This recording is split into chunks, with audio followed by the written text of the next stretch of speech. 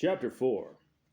Lashed across the wooden platform, limbs stretched and spread away from its body.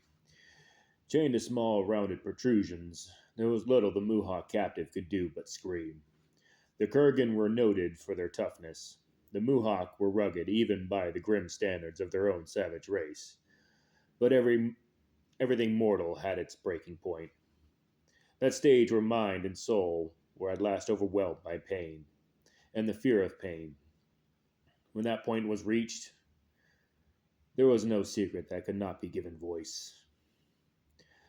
Hutka could see the Muhawk's flesh writhing beneath his skin, as the blood grubs Yorul had set into the Kurgan's wounds buried deep into the exposed muscle.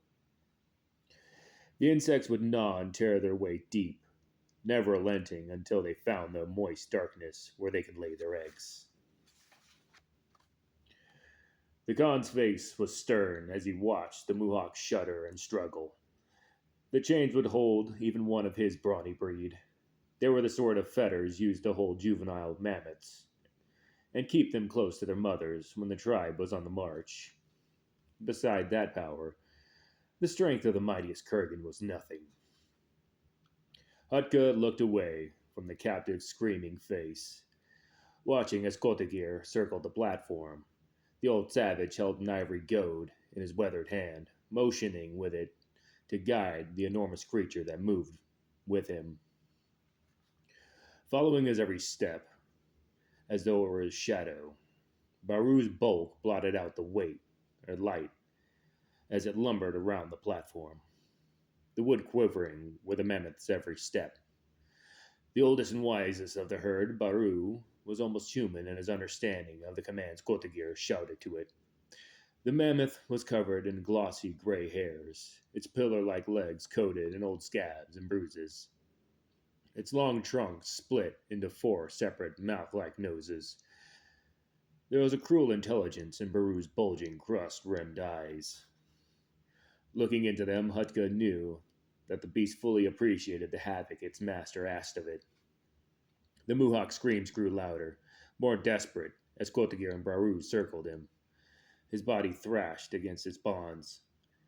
At least, what was left of him did.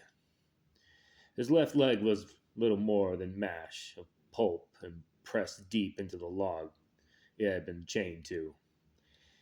He stared at the mangled limb, tears flowing from his eyes. Then his head turned back to Kotagir and the mammoth. The leathery savage lifted the ivory goad as Baru moved into position. In response, the gigantic mammal raised its foreleg. The captive struggled, striving desperately to pull his arm back towards his body. The chains were too secure to his arm, and it didn't bulge. Koltgier's wizened face split into an ugly grin. With a quick gesture, he brought the goad hurtling downwards. At that same time, Baru brought his huge leg pounding down on top of the log. The Muhawk's shrieks intensified as his arm was crushed beneath Baru's immense weight. Hutka waved Kotagir away, towards the weeping, bleeding captive. The last of the warrior was gone, and all that was left was tortured flesh and screaming pain. It was time to ask questions. Now he would hear nothing but the truth from this man. And if not, the Khan looked aside to see Kotagir already moving Baru towards the prisoner's other arm. "You will enter the hunting hall broken and ruined," the Khan told his captive, pointing at the bleeding pace where the Kurgan's shield arm had been. The dogs of the blood god will make sport with one so wretched," Hutka spat. "Tell me what happened in the crumbling hills." The Muhawk glared at Hutka, despair rising above pain in his gaze. "What more can I say? Say to your fat savage ears that I already heard. Hutka Iron Belly. How many times must I tell what I saw with my own eyes?"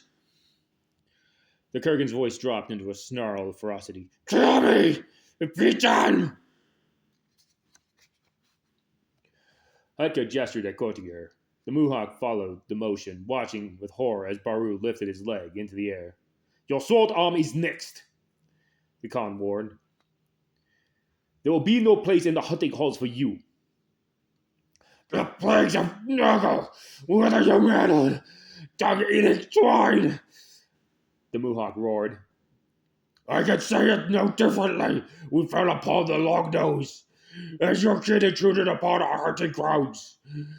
Jarlock made us wait in ambush for the Longnose to pierce its belly with our spears. Then we killed the dogs who rode upon the beast. They died like women beneath our clubs. The Khan smashed his fist into the Mohawk's bloodied face, splitting his lip and cracking his teeth. This much of the story he knew to be the truth, though the Mohawk refused to admit that Izar had been hunting Dorgo, not protecting some imagined claim upon the crumbling hills. It was what followed that Hutka did not believe, what he desperately did not want to believe. The Mohawk are accustomed to killing children, Hutka growled. They find it challenging enough to test their courage. He raised his fist again, satisfied to see the captive cringe in anticipation of the blow. Spare me the boasting of murderers. It is time to see what happened after what I hear. It is what happened after that I would hear. A shudder swept through the Kurgan, a trembling that had nothing to do with the pain that ravaged his body. A deeper fear crept back into his eyes, a terror beside which even the threat of Baru had made small. What I have told you before, the captive said, his voice a broken whisper. You dare insist that a lone outlander killed your Tsar and 20 of his warriors? A thing of darkness and blood he was, the Mohawk gasped, his face hidden behind a skull of steel, his body locked with an armor of blood. The sword in his hand was black as death, shaking and smoking as it hacked down on men. Lies! Hutka roared, smashing his fist against the platform beside the captive's head. The Mohawk flinched at the impact. Your soul will belong to Chen the Deceiver if you die with lies upon your tongue. The Mohawk sneered up into Hutka's rage. Look for yourself. Seek the Outlander, Hutta Iron Belly, and your head will hang next to Locks. Hutka backed away, trembling as the threat struck him. The Mohawk spoke from ignorance and spite. He did not suspect the horror of what he had said, the hideous power he courted with his words. He did not even guess what it was he had seen, what had driven him to abandon his Tsar and hide into the hills, like a frightened rabbit until Ulagan's scouts found him. No, the Mohawk did not know. But Hutka Khan did. The chieftain turned away from the captive, walking where Yarul waited for him at the edge of the platform. The shaman's face was dark as Hutka's. Hutka shook his head as he saw the fright in Yarul's mutated face. Lies! He insisted again.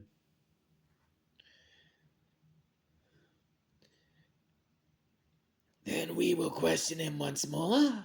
Yarul asked. The inquiry stabbed at Hutka like a thrust of a lance. The Mohawk's threat continued to send shivers through his body.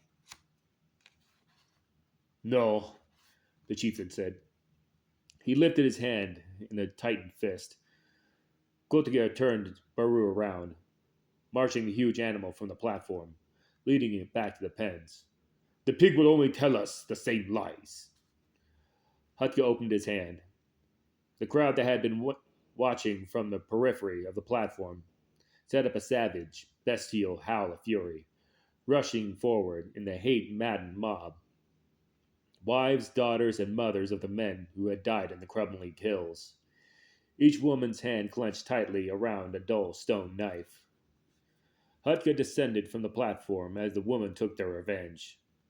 There were some things that turned even a warlord's stomach. What if he was telling the truth? Yorul asked, struggling to keep up with Hutka as the two men walked back to the chieftain's yurt. What he described, what your son described. There is only one thing it could be. Summon the war chiefs of the tribe, Hutka said, cutting him off. I would confer with them. Send for Ulagan and his scouts. I will need them as well. And your son? Hutka did not look at Yorul as he asked the question. He did not want the shaman to see the doubt that racked him as he thought of Dorgo. The Muhawk's tale supported what Dorgo had told him. Hutka knew the tortured warrior had told him the truth. However much the chieftain tried to deny it, his son was restored to him, redeemed from the shame that had befallen upon him. The relief he felt was bitter, and he felt like a traitor to his people for feeling it. Yes, his son was his again, but at what cost? What cost would his people pay? Bring him to the council, Hutka told Yorul. He is neither a liar nor a coward. The Muhawk dog confirmed that much. Then you do believe. Yorul's voice shuddered as he heard his Khan confess his acceptance of the story and what it implied. It was the shaman's turn to look away. Long has it been prophesied this day would come. But I hoped it would not happen in my time. What will you tell them, men? We will tell them only what they need to know, Hutka said, struggling to keep his voice strong. Tell them what it is that menaces our people, our land, and the whole of the domain. Yorul closed his eyes, his hands, and made the sign of corn. Crushing his fists against his chest, bowing his head as he muttered a quiet prayer to the brutal god of battle and slaughter. He has come, the shaman hissed, his desperate effort to deny the truth overwhelmed by the fear that pulsed in his heart. The air grew cold as he named his terror. The Skull Taker.